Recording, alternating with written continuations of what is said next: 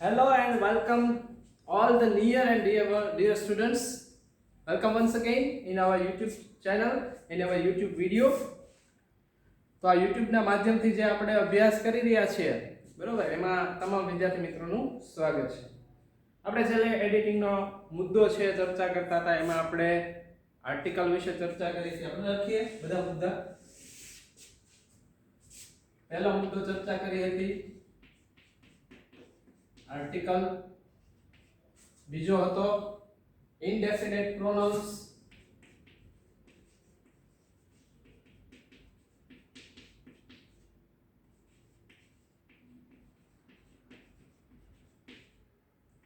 અને ત્રીજો મુદ્દો જે આપણે છેલ્લે ચર્ચા કરી હતી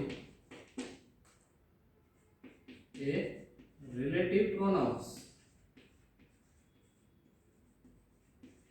બરાબર, તો બે રિલેટિવ એટલે કે પ્રોનાઉન્સ વાળા મુદ્દા ઇનડેફિનેટ અને રિલેટિવ, આ બે પ્રોનાઉનની ચર્ચા કરી આપણે. હવે આપણે આજે ચર્ચા કરવાની છે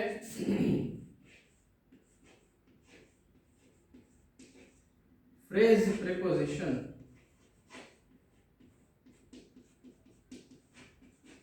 બરાબર છે, ફ્રેઝ પ્રિપોઝિશન વિશે આજે આપણે આજના વિડિયો લેક્ચરની અંદર ચર્ચા કરશું. પણ ફ્રેઝ પ્રિપોઝિશન વિશે ચર્ચા કરતા પહેલા આપણને ખબર હોવી જોઈએ કે વોટ ઇઝ પ્રિપોઝિશન.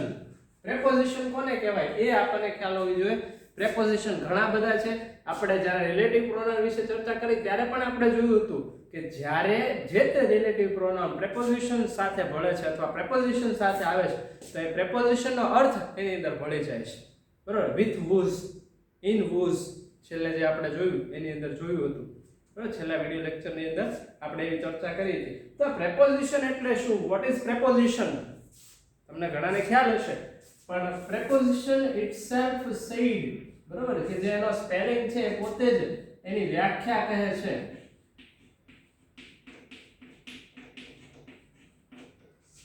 તો પ્રેપોઝિશન આપણે ગુજરાતીમાં સંધિ છૂટી પાડતા શીખ્યા જોઈએ, તો એ પ્રમાણે જોઈએ તો પ્રી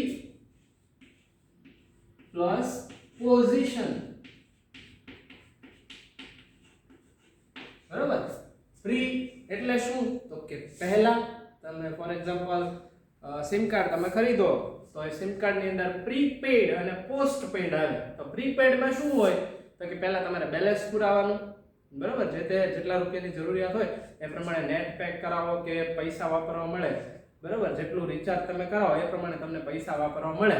અને પોસ્ટપેડ, તો પોસ્ટ એટલે પછી, પ્રી એટલે પહેલા. અને અહીંયા શબ્દ છે પ્રી એટલે પહેલા, પોઝિશન એટલે સ્થાન. બરાબર, જે તે વ્યક્તિનું, વસ્તુનું, પદાર્થનું સ્થાન દર્શાવે. બરાબર, ખાસ તો આનો ઉપયોગ ઈ છે કે જે એનું સ્થાન દર્શાવવા માટે ઉપયોગ થાય છે. બરાબર, તો એ પ્રેપોઝિશન કોઈ વ્યક્તિ કે વસ્તુ છે એ ક્યાં છે એ દર્શાવવા માટે પ્રેપોઝિશનનો ઉપયોગ થાય છે. પ્રેપોઝિશન ઘણા બધા છે વિદ્યાર્થી મિત્રો, પણ આપણે એમાંના અમુકની વિશે ચર્ચા કરશું. પછી આપણો જે મેઇન મુદ્દો છે ફ્રેઝ પ્રેપોઝિશન, એનું વાત કરશું આપણે. તો પ્રેપોઝિશન એટલે શું? તો કે જે કોઈ પણ બાબતનું સ્થાન દર્શાવે છે તે. હવે એની માટે આપણે એક ઉદાહરણ લઈએ ગુજરાતીમાં.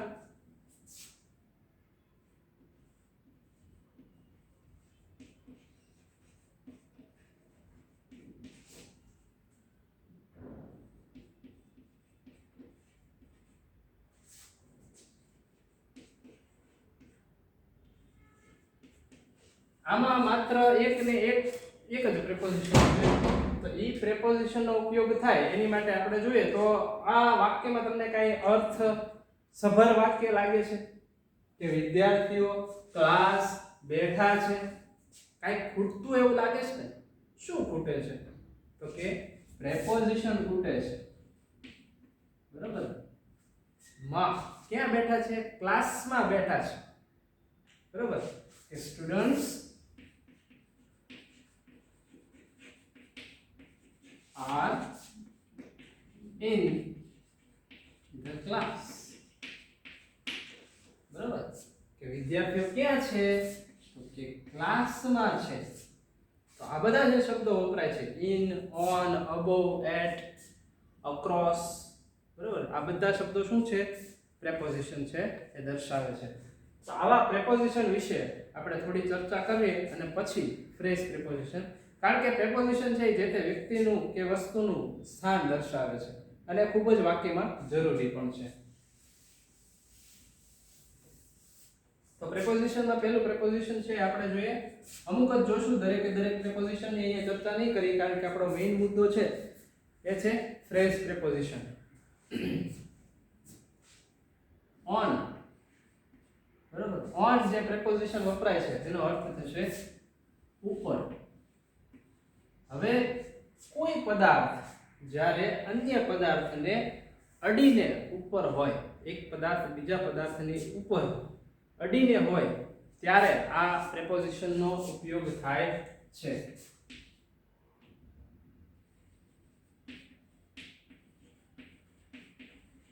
એક પદાર્થ અન્ય પદાર્થને ની ઉપર અડીને હોય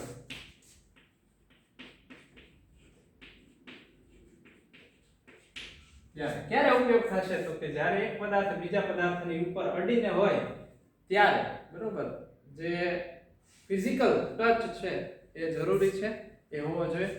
આ હાથ, ફોર એક્ઝામ્પલ અહીંયા, the chopstick is on my hand, બરોબર, કે એ મારા હાથ ઉપર છે. તો એ પદાર્થ જે તમે કોઈ પણ ટેબલ છે તો ટેબલની ઉપર તમે પુસ્તક છે એ મૂકો છો, બરોબર. આ એક ઉપયોગ થયો એનો. બીજું કે જ્યારે કોઈ વ્યક્તિ નો જન્મ કે એ દર્શાવવો હોય, કોઈ ચોક્કસ દિવસ દર્શાવવો હોય,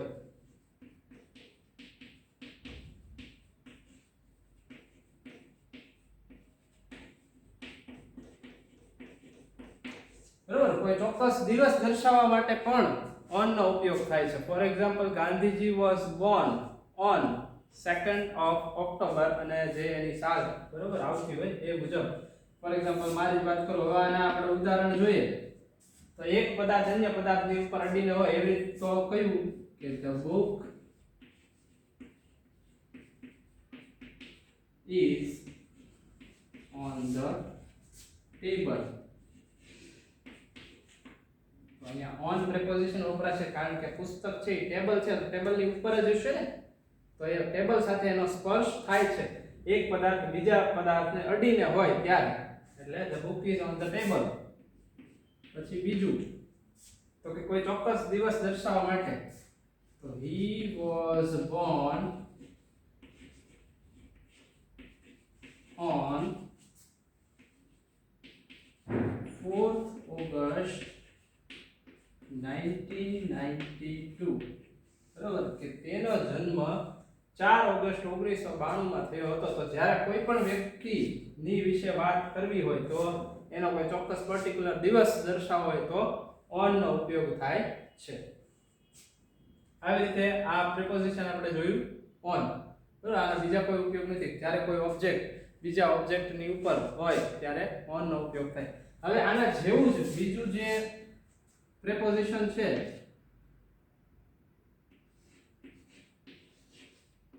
ઓવર, એટલે પણ ઉપર અથવા ની ઉપર એવો અર્થ થાય. તો આ જે ઓવર છે એ ક્યારે વાપરશો? તો કે જ્યારે કોઈ પદાર્થ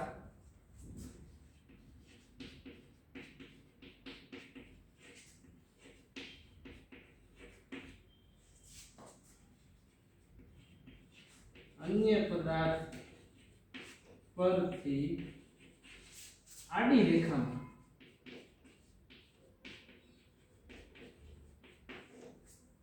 પસાર થાય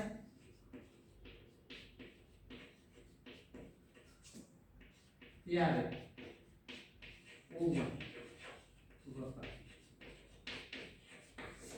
બરાબર. એક પદાર્થ, એક ઓબ્જેક્ટ છે, જ્યારે બીજા પદાર્થ, આ બીજો પદાર્થ છે, ફોર એક્ઝામ્પલ મારો બીજો હાથ છે, એ આમ આડી રેખામાં પસાર થાય, બરાબર, ત્યારે ઓવર વપરાશે. અથવા તો કોઈ વ્યક્તિ છે, એ કોઈ વ્યક્તિનું ઘર છે કદાચ કે ધારો કે પર્વત ઉપર છે, તો ત્યારે શું કહેવાય કે the house is over the mountain, ત્યારે ઓન માઉન્ટેન ન વપરાય, બરાબર. ત્યારે ઓવર ધ માઉન્ટેન, કારણ કે એ આડી રેખામાં હોય એટલા માટે. પછી હી ક્રોસીસ ઓવર ધ વોલ, બરાબર, અથવા હી જમ્પ ઓવર ધ વોલ, કારણ કે દિવાલ છે, આ એક દિવાલ છે. હવે વ્યક્તિ કેમ જશે તો કે એની પરથી ઠેકડો મારીને જશે, આડી રેખામાં પસાર થશે. કે the airplane is going over my head, એ તમારા માથાને અડીને ઓન માય હેડ નથી. કોઈ પક્ષીઓ જાય છે જ્યારે, બરાબર, તો એ કેવી રીતે જશે? ફોર એક્ઝામ્પલ, આ તમે છો, બરાબર, અને આ એરપ્લેન છે કે કોઈ પક્ષી છે, આ બધી જ બાબતો, આ વસ્તુઓ છે, એ કેવી રીતે પસાર થશે? તમારા માથા ઉપરથી આમ પસાર થશે, ક્યારે આમ નહીં જાય. જો આમ જતી હશે તો આખું અલગ થઈ જશે, બરાબર. એની માટે અલગ પ્રેપોઝિશન હમણાં આપણે ચર્ચા કરશું. તો એક પદાર્થ બીજા પદાર્થની જે આડી રેખામાં પસાર થાય ત્યારે કયો પ્રેપોઝિશન વપરાશે? ઓવર. એના ઉદાહરણ છે, તમે બોલું છું, લખી લેજો એ પ્રમાણે, કે the airplane is going over my head, અથવા the birds are flying over my head. તો એ પક્ષીઓ ક્યાંથી પસાર થાય છે અથવા કેમ ઉડી રહ્યા છે? તો કે તમારા માથા પરથી, પણ અડતા નથી, અને આડી રેખામાં પસાર થાય છે, એટલે ત્યાં આવશે ઓવર.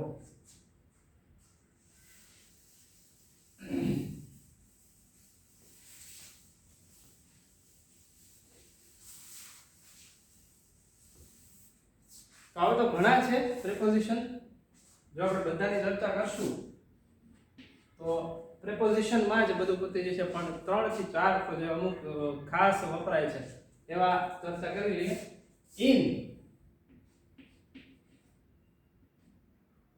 એટલે માં અથવા અંદર, બરાબર. ઇનનો અર્થ થશે માં અથવા અંદર, કોઈ વસ્તુની અંદર અથવા કોઈ વસ્તુમાં, એવો અર્થ દર્શાવે છે. એનો ઉપયોગ ક્યારે થાય? કે જ્યારે કોઈ વ્યક્તિ, કોઈ નિર્જીવ, સજીવ, નિર્જીવ કે પદાર્થ સ્થિર સ્થિતિમાં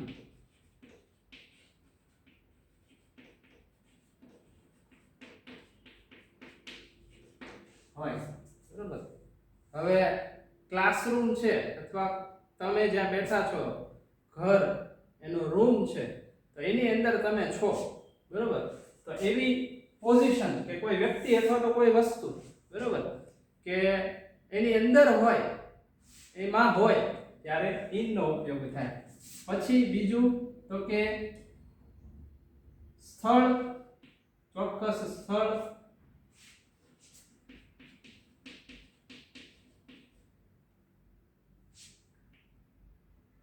દિવસ દર્શાવવા માટે, બરાબર. મહિનાના નામ માટે, મહિનો, સદી, બરાબર. કોઈ મહિનો છે, કોઈ સદી દર્શાવવા માટે, બરાબર. જ્યારે વર્ષનું નામ પાછળ આવતું હોય ત્યારે કેનો ઉપયોગ થશે? ઇન નો ઉપયોગ થશે. આ સિવાય કોઈ મોટો પ્રદેશ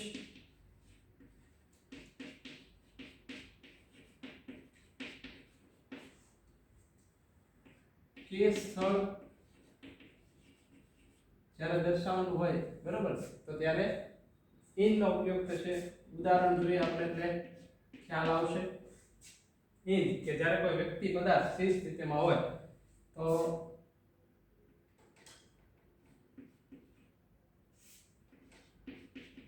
students are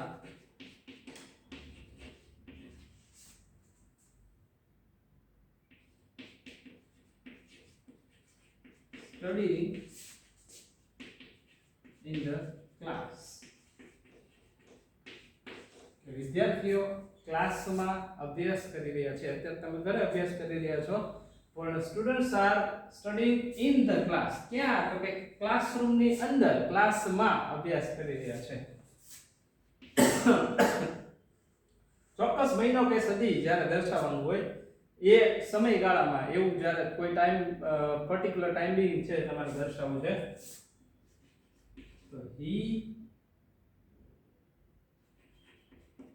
will come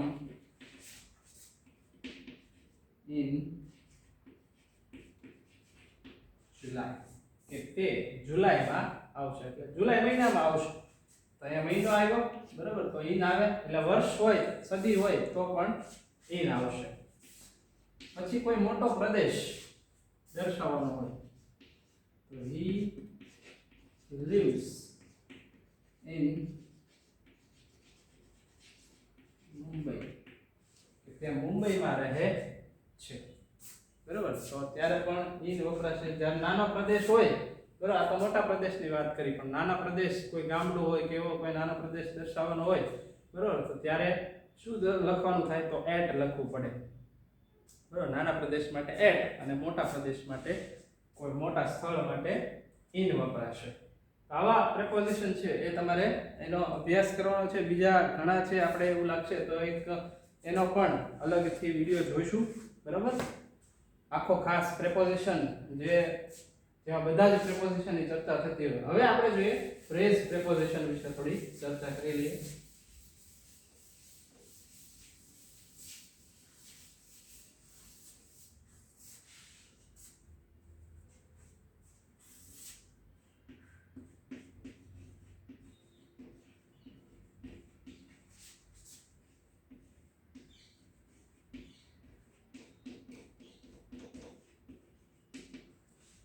phrase preposition. તો ફ્રેઝ પ્રેપોઝિશન એટલે શું? તો કે પ્રેપોઝિશન સાથે કેટલાક શબ્દ સમૂહો વિશિષ્ટ અર્થમાં વપરાય છે, એને ફ્રેઝ પ્રેપોઝિશન કહેવાય. ફ્રેઝ પ્રેપોઝિશન થી સાદું વાક્ય બનાવી શકાય છે. આ ફ્રેઝ પ્રેપોઝિશનનો ગુજરાતી અર્થ સમજાય અને તેની વિશિષ્ટતા ધ્યાનમાં રાખો તો જ શબ્દયોગી અવ્યયની ખાલી જગ્યા સરળતાથી પૂરી શકાય. એટલા માટે આ ફ્રેઝ પ્રિપોઝિશન છે એની સમજ તમને હોવી ખૂબ જ જરૂરી છે. જે તે શબ્દ સાથે કોઈ શબ્દ સમૂહ છે એ પ્રિપોઝિશન સાથે વપરાય તો એનો અર્થ શું થાય છે એ તમને ખ્યાલ હોવો જોઈએ. તો એ સમજવું ખૂબ જરૂરી છે. એમાં આપણે જોઈએ અલગ અલગ ફ્રેઝ પ્રિપોઝિશન. એમાં પહેલું છે અકોર્ડિંગ ટુ.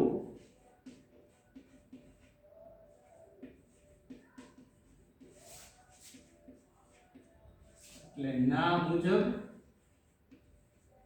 અથવા ના મત મુજબ, બરાબર.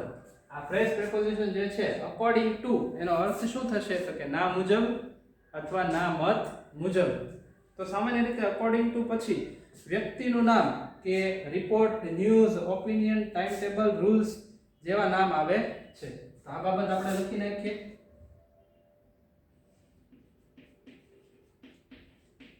સામાન્ય રીતે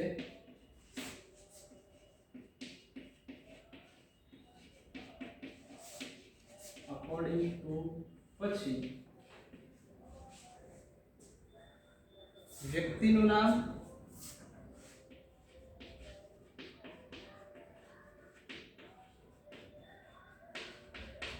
કે report, news, opinion, report, news, opinion, timetable, rules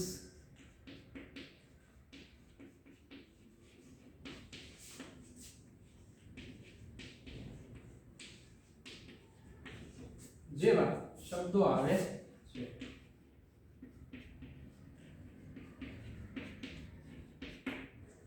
આ બાબત ખાસ તમારે ધ્યાન રાખવાની છે કે અકોર્ડિંગ ટુ જે પર્ટિક્યુલર ફ્રેઝ પ્રિપોઝિશન છે એનો ઉપયોગ ક્યાં થાય તો કે સામાન્ય રીતે અકોર્ડિંગ ટુ એટલે કે ખાલી જગ્યામાં જે તમને ફ્રેઝ પ્રિપોઝિશન અંડરલાઈન કરેલો આપેલો છે એ ખોટો હોય તો પાછળ તમારે શું જોવાનું તો કે કાં તો વ્યક્તિનું નામ હશે according to Gandhiji, according to Sardar Vallabhbhai Patel, according to Swami Vivekananda. તો એ અકોર્ડિંગ ટુ પછી વ્યક્તિનું નામ હોઈ શકે, રિપોર્ટ હોઈ શકે કે અકોર્ડિંગ ટુ ધેટ રિપોર્ટ, એ રિપોર્ટ મુજબ, according to the news, according to opinion. Opinion એટલે મત, બરાબર. આપણે અર્થ જ એવો થાય ના મુજબ અથવા ના મત મુજબ, તો ઓપિનિયન એટલે કે મત. ટાઈમ ટેબલ, ટાઈમ ટેબલ મુજબ એમ પણ કહી શકાય કે according to the time table. Rules, according to the rules. આપણે એમ કહી શકીએ ને કે કોઈ વ્યક્તિ એમ કહે કે હવે મને કેટલા પૈસા મળશે, મને આમાં સ્ટડી છે, હું અભ્યાસ છે કેમ કરીશ, મારે ફી કેમ ભરવાની, તો અકોર્ડિંગ ટુ ધ રૂલ્સ કે જે નીતિ નિયમો છે એ મુજબ. તો આવા બધા શબ્દો છે એ એની આગળ આવી શકે છે. તો એની પાછળ જે આવા શબ્દો હોય તો એની આગળમાં કયું આવશે ફ્રેઝ પ્રિપોઝિશન અકોર્ડિંગ ટુ. એના ઉદાહરણ લઈએ આપણે.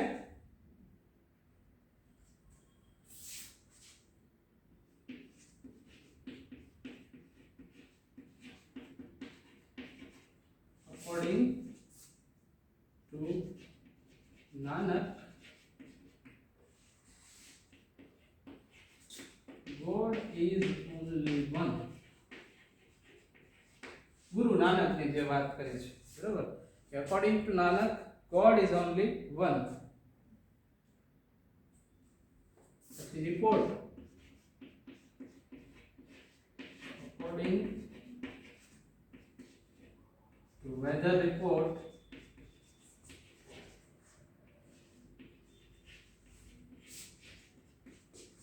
કે રિપોર્ટ મુજબ વાતાવરણનો રિપોર્ટ છે. It will rain in 2 days. 2 દિવસમાં વરસાદ થશે. બરાબર, લગભગ એકાદ 2 વર્ષ પહેલા આવું વાવાઝોડું છે એ પણ આવ્યું હતું, અને લગભગ આવા વાવાઝોડા છે ઘણી વાર આવતા રહેતા હોય છે. તો એવો જે રિપોર્ટ છે વેધર રિપોર્ટ, તો એ રિપોર્ટ મુજબ, તો according to weather report it will rain in 2 days, કે 2 દિવસમાં વરસાદ આવશે. તો આ થઈ વાત અકોર્ડિંગ ટુ ની. અકોર્ડિંગ ટુ નો મતલબ શું થાય? ના મત મુજબ અથવા ના મુજબ. ક્યારે વપરાશે? તો કે સામાન્ય રીતે અકોર્ડિંગ ટુ પછી વ્યક્તિનું નામ કે રિપોર્ટ, કોઈ news, opinion, time table, rules જેવા શબ્દો આવે છે. According to Nanak God is only one. According to weather report it will rain in 2 days. આવા બધા શબ્દો વપરાય છે. આ સિવાય આપણે એના પછીનું નેક્સ્ટ જે ફ્રેઝ પ્રિપોઝિશન છે એ જોઈએ.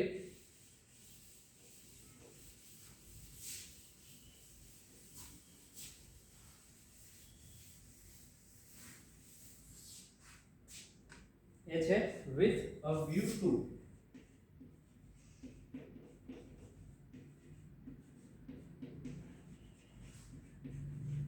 with a view to એનો અર્થ થશે ના હેતુથી.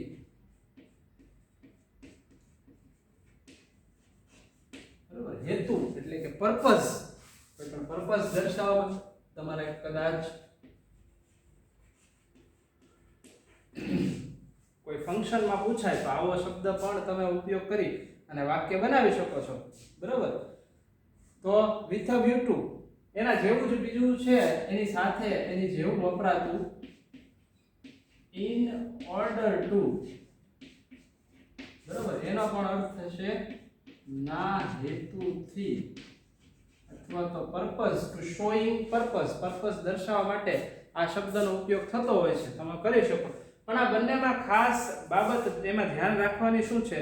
તો કે with a view to પછી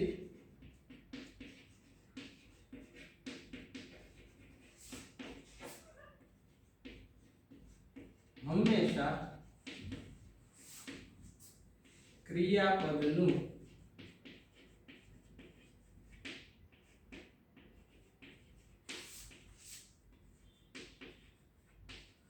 ing વાળું રૂપ આવે છે અને in order to પછી હંમેશા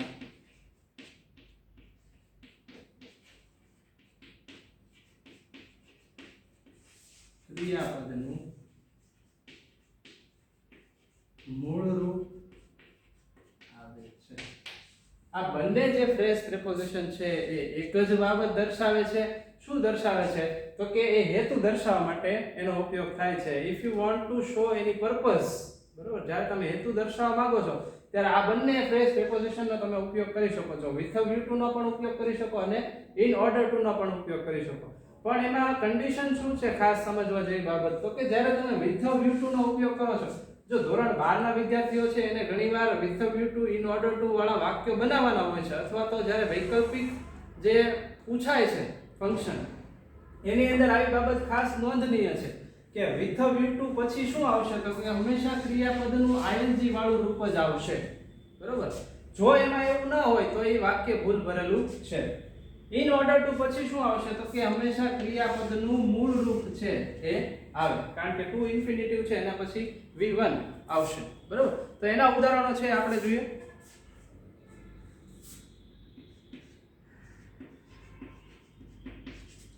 Sunil went to the UK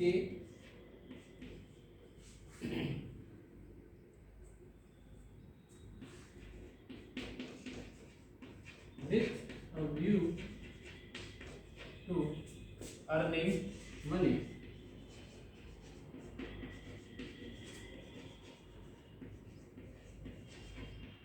તો આ એક ઉદાહરણ એવું છે કે જેમાં હેતુ દર્શાવે છે કે Sunil went to the UK with a view to earning money, કે પૈસા કમાવાના હેતુથી તે યુકે યુનાઇટેડ કિંગડમ છે એ ગયો.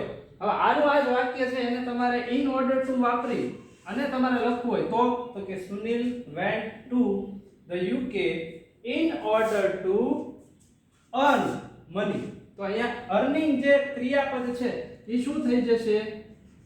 અર્ન, એટલે કે V1 નું રૂપ છે ત્યાં આવી જશે. આનું આ જ વાક્ય, બરોબર, એક જ, કારણ કે એક જ વાક્યમાં દર્શાવવાનું છે તો કે હેતુ જ દર્શાવવાનો છે આપણે.